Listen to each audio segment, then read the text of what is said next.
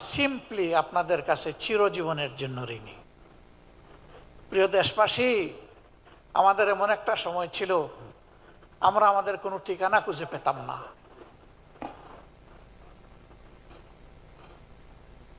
সেই সময়টা আপনারা আমাদেরকে আশ্রয় দিয়েছেন। আমাকে একবার রিমান্ডে জিজ্ঞেস করা হলো যে আপনার সর্বশেষ অ্যাড্রেসটা কি একটু বলবেন। আমি বললাম কোনটা বলবো? বলে যে কোনটা মানে? বললাম আমার তো শত শত অ্যাড্রেস। বলে স্যার, এই অবস্থায় আপনি আমাদের সাথে একটু হালকা আনন্দ ভাগাভাগি বলছিল মস্করা করতে পারেন। আমি বলছিলাম নো, আমি মস্করা করছি না, দিস ইজ রিয়েলিটি। বলছিল আপনি কি একটু বুঝিয়ে বলবেন আপনি কিভাবে শত শত বাড়ির এবং ঠিকানার মালিক। আমি বলেছিলাম যে এই যে আপনাদেরকে ডিউটি দেওয়া হয়েছে, আমাদের পিছনে লাগিয়ে দেওয়া হয়েছে, এই কারণে কোনো বাড়িতে এক রাত, দুই রাত, এক সপ্তাহ, 2 সপ্তাহ, 1 মাস এইরকম করেই আমাদের গত 15 বছর কেটেছে।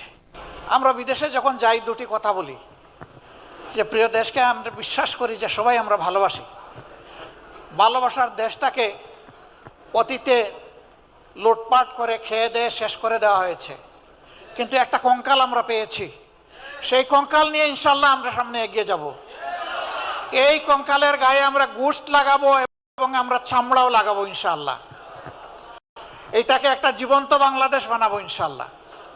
আমরা তখন বলি আমাদের দুটি রেমিটেন্স লাগবে, একটি হচ্ছে আমাদের আর্থিক রেমিটেন্স, আর একটা হচ্ছে ইন্টেলেকচুয়াল রেমিটেন্স।